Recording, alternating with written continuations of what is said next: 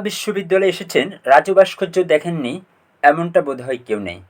তবে অনেকে জানেন না রাজু ভাস্কর্য তৈরির এর পিছনের ইতিহাস।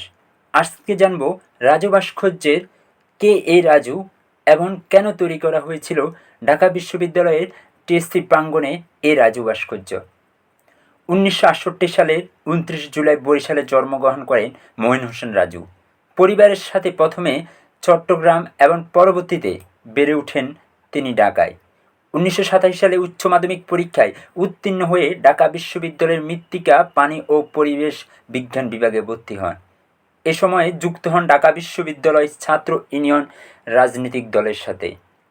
পালন করেছেন ছাত্র ইউনিয়নের বিশ্ববিদ্যালয় সংসদের সমাজ কল্যাণ সম্পাদকের দায়িত্ব এবং ছিলেন কেন্দ্রীয় কমিটির সদস্য।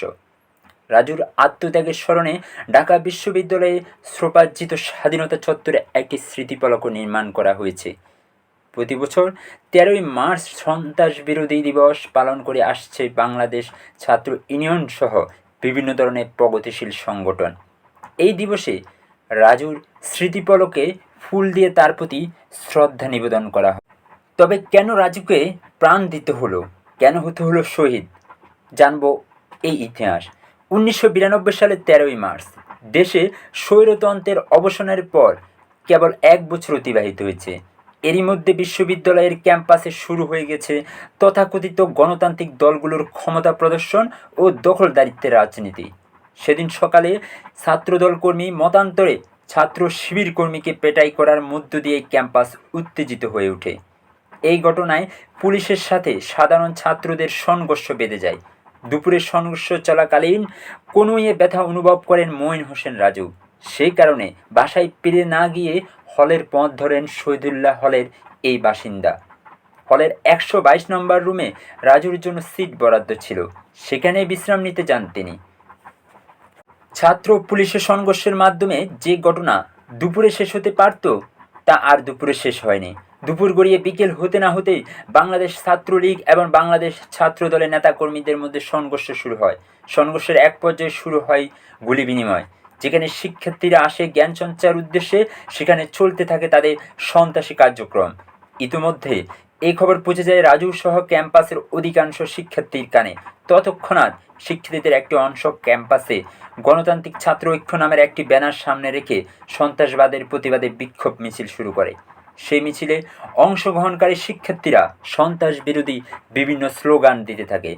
উত্তাল ক্যাম্পাসে সে সময় পর্যন্ত দুপক্ষের রক্তক্ষয়ী বন্দুকযুদ্ধ চলছিল।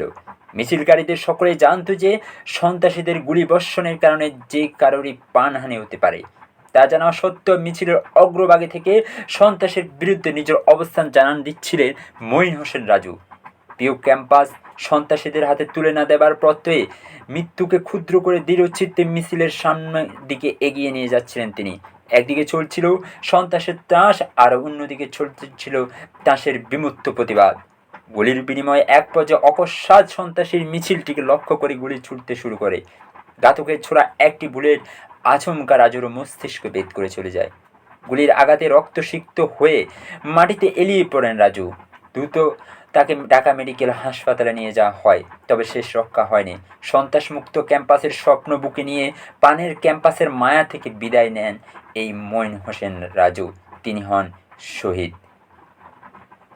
তবে যে উদ্দেশ্যে রাজু যে স্বপ্ন নিয়ে এগিয়েছিলেন, যে সন্ত্রাস বিরোধী স্লোগান সামনে রেখে তিনি শহীদ হয়েছিলেন, তিনি কি সার্থক? অনেকটা সার্থক। তবে ক্ষমতার বেড়াজালে জটিল প্যাঁচে রয়ে গেছে সেই সন্ত্রাসী কার্যক্রম।